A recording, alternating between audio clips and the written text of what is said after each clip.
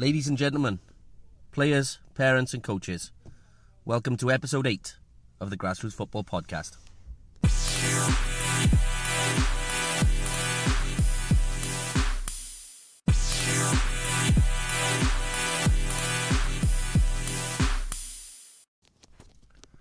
Welcome back. We continue our futsal week on the Grassroots Football Podcast today. And it was actually suggested to me yesterday, even considering that I made the point myself in yesterday's podcast, that many people still don't know, and I include football coaches in this, many people still are blissfully unaware of futsal and the benefits that it has, particularly for young players as a development tool, but also then separately as a sport in its own right.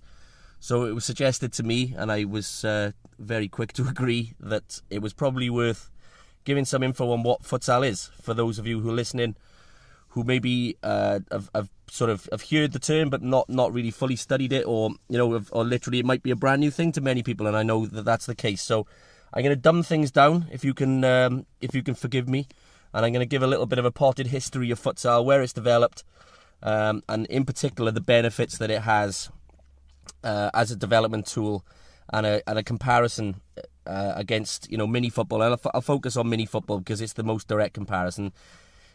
It's difficult to compare a 5-a-side game to a full-size 11-a-side game, because clearly with more players on the pitch, it's going to come as no surprise that players will automatically have more touches. But what is it about futsal that makes it special and makes it, I believe, an important part of a young player's development, and how it can really highlight deficiencies, but it can also accelerate improvements across the board. So futsal, what is it? So the long and short of it, it's basically a small-sided version of football. I said it had similarities yesterday. There are similarities. There's obviously some big differences that make it the sport that it is, but it is essentially a small-sided version of football, which is now played worldwide, and it's played on a hard court. So you think a basketball-sized court typically would be pretty much right. Again, there's some differences obviously in the marking of the pitch and things like that. But in terms of a surface, a hard court, so a basketball court, would be pretty much the perfect surface that you could play on. It's mainly played indoors, but obviously where the climate allows, it can be played outdoors as well. And in fact, that was a big part of the progression of the game in Brazil during the 1940s, where inner city children or inner city people were struggling to find space to find space to be able to play a full size game of football. So it was an automatic transition then, where these hard courts that are quite common around the world were suitable to play the game. So the term futsal is derived from the Portuguese futebol de salão, which is basically translated as hall football, and it's widely regarded as started in Uruguay in 1934, but was really accelerated through the 1940s in Brazil. As I said, in terms of players trying to find space to play the game. In Brazil, it's played at an early age, and I'm going to use Brazil as an example because really they've been the trendsetters on the futsal world.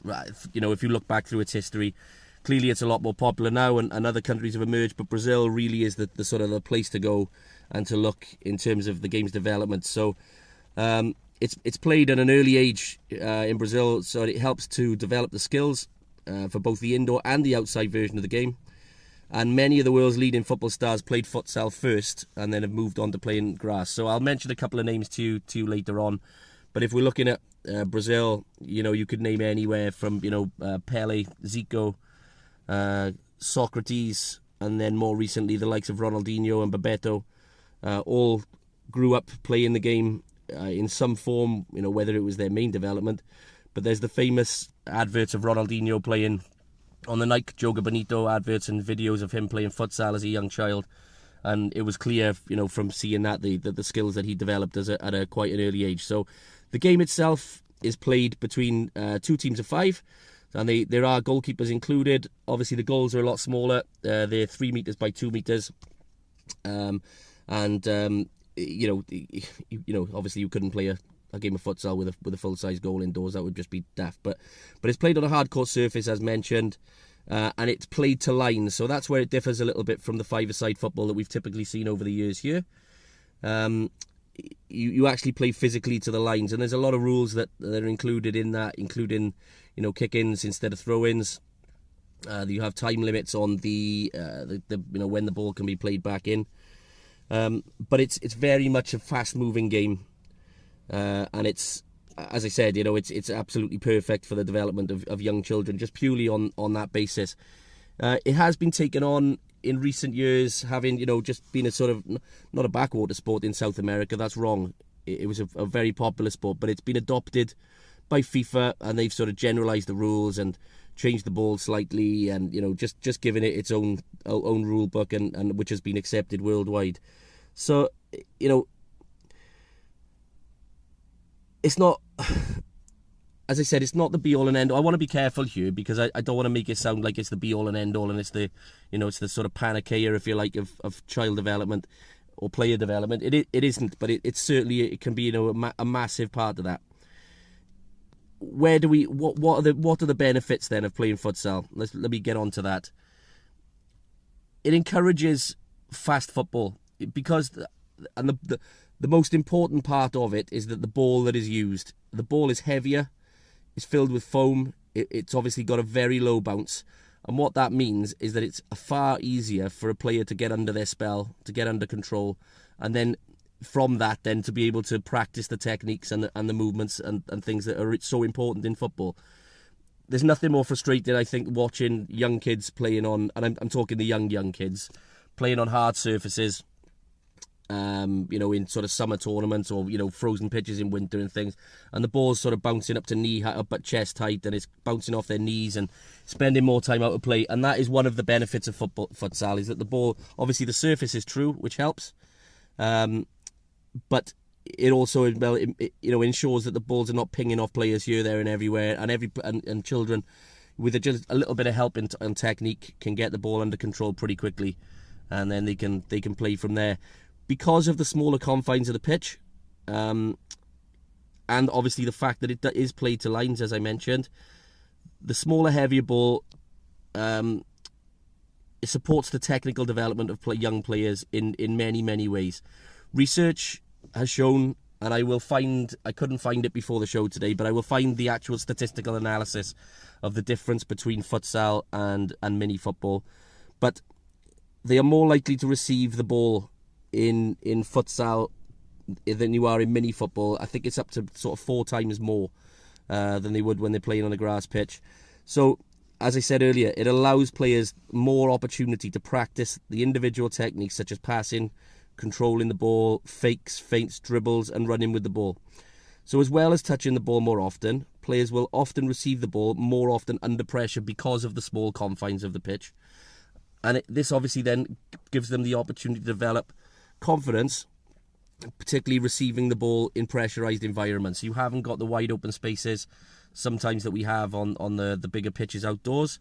You're automatically under pressure in futsal a lot of the time, so you've got to think, and you've got to work out quick ways of playing. Again, the heavier ball makes a difference in the technique of passing, because you can't get away with mishitting the ball, because it just won't go. So the actual technique of passing the ball and putting your foot through the ball becomes like I say, an important element to learn quite quickly, because otherwise you're just not going to have the opportunity to bring other players into the game, essentially.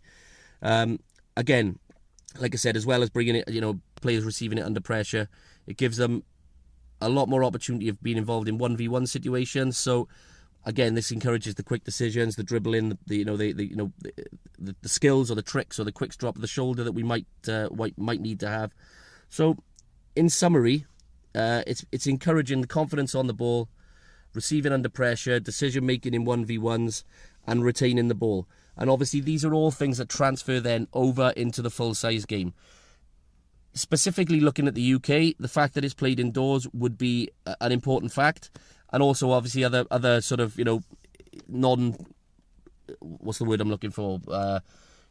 Countries, which have a lot more inclement weather than some others.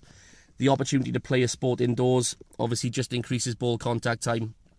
And it obviously goes a long way then to, to assisting with the development of players. So, can we utilise it more? Yes, but I'll be coming on to that tomorrow. I just wanted to give a little bit of an update in terms of how we could, what the history of the sport is for those of you who don't know. I will post some links in the show notes, so please take a look at them. And I'll be back with you tomorrow with a little bit more info on futsal. Thanks again for joining me, and I'll catch you very soon. This podcast is powered by Buzzsprout. To visit our Buzzsprout hosted page, just tap in www.grassrootsfootballpodcast.com, where you can find all the previous episodes, get in touch via the site, and all manner of other things. Lots of good podcasts on Buzzsprout. So get yourselves over there, take a look around, and please get in touch. The podcast you just heard was made using Anchor. Ever thought about making your own podcast? Anchor makes it really easy for anyone to get started. It's a one-stop shop for recording, hosting, and distributing podcasts. Best of all, it's 100% free. Sign up now at anchor.fm/new. That's anchor.fm/new to get started.